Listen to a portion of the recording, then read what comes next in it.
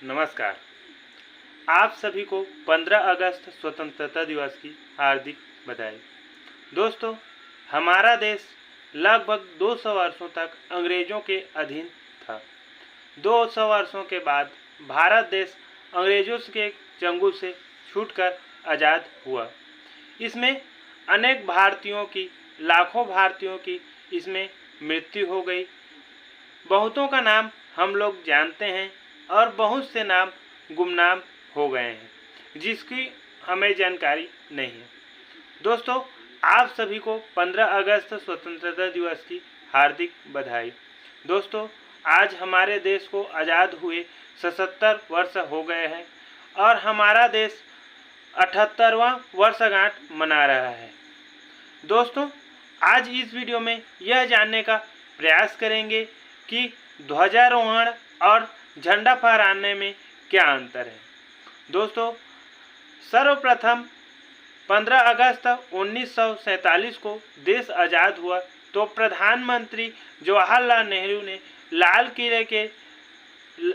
किले के दुर्ग पर ध्वजारोहण किया था। दोस्तों, हम आपको बता दें, ध्वजारोहण और झंडा फहराने में फ़र्क होता है। ध्वजारोहण उसे कहा जाता है जब झंडे को नीचे से ऊपर ले जाया जाता है और झंडे को फहराया जाता है, इसे ध्वजारोहण कहा जाता है। और झंडा फहराना उसे कहा जाता है जब झंडे को ऊपर ही टांगा रहता है और उस पर फूलों की गुच्छे लगे रहते हैं और उसे फहरा दिया जाता है, इसे झंडा फहराना कहते हैं।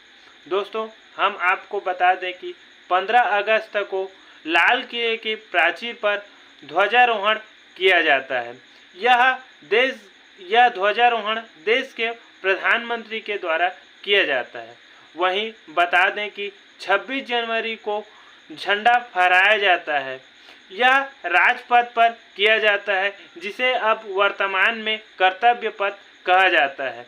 दोस्तों, बता दें कि 26 जनवरी को झंडा फहराया जाता है, वह देश के राष्ट्रपति के द्वारा फहराया जाता है।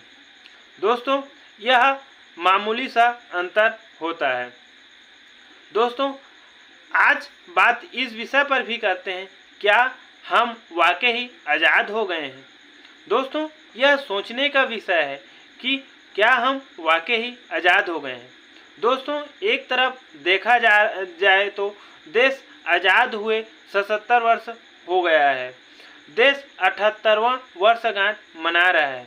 फिर भी कई मायने में देखा जाए तो देश में गरीबी अभी भी बहुत तेज़ी से बढ़ रहा है।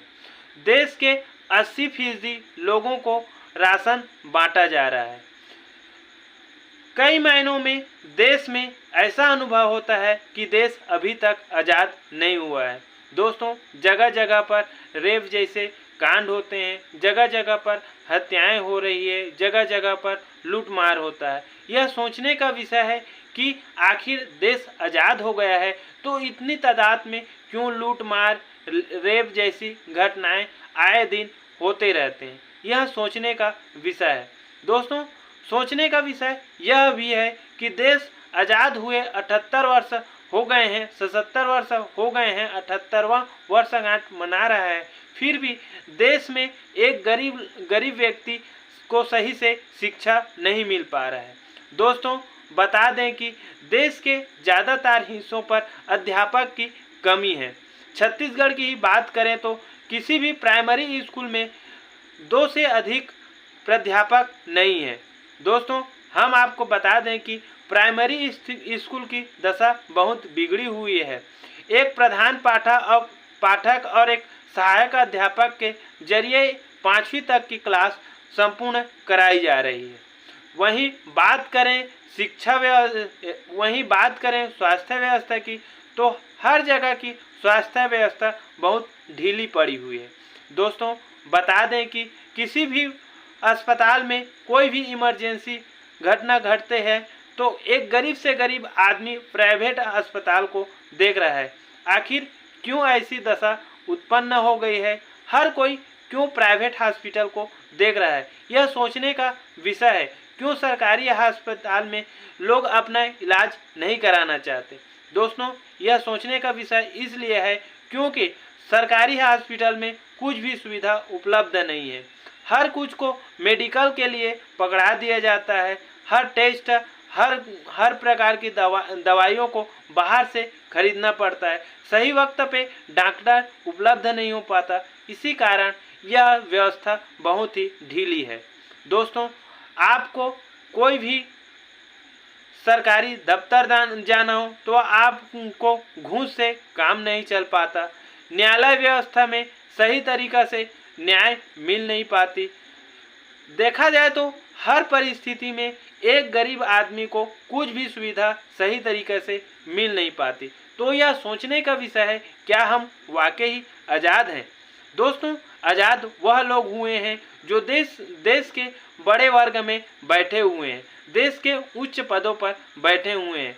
नेता, अधिकारी, ऐसे वर्ग को आज़ाद कहा जा सकता है, लेकिन आम लोग आज़ाद नहीं हुए। मेरे मानने में यह तो कहना उचित नहीं लगता कि हम वाकई ही स्वतंत्र रूप से आज़ाद हो गए हैं। गुंडे बदमाश स्वतंत्र रूप से घूम रहे हैं। एक आम व्यक्ति को स्वतंत्र नहीं कहा जा सकता। यह सोचने का विषय मेरे हिसाब से तो नहीं लगता कि देश आज़ाद पूरी तरह से आज़ाद हुए। आपका इस पर क्या राय है, कमेंट बॉक्स में ज़रूर करें और इस वीडियो को ज़्यादा से ज़्यादा शेयर करें ताकि लोग पर यह मानसिकता हटे कि हम वाकई आज़ाद हैं। यह सोचने का विषय है। आप भी अपना तर्क दीजिए और इस विषय को संक्षेप में बताइए। यहाँ तक देखने के लिए आप सभी का धन्यवाद। यदि मेरे द्वारा इस वीडियो में किसी प्रकार की त्रुटि हुई है तो आप सभी से मैं प्रार्थना क्षमा मांगना चाहूँगा। यहाँ तक देखने के लिए आप सभी का धन्यवाद। नमस्कार।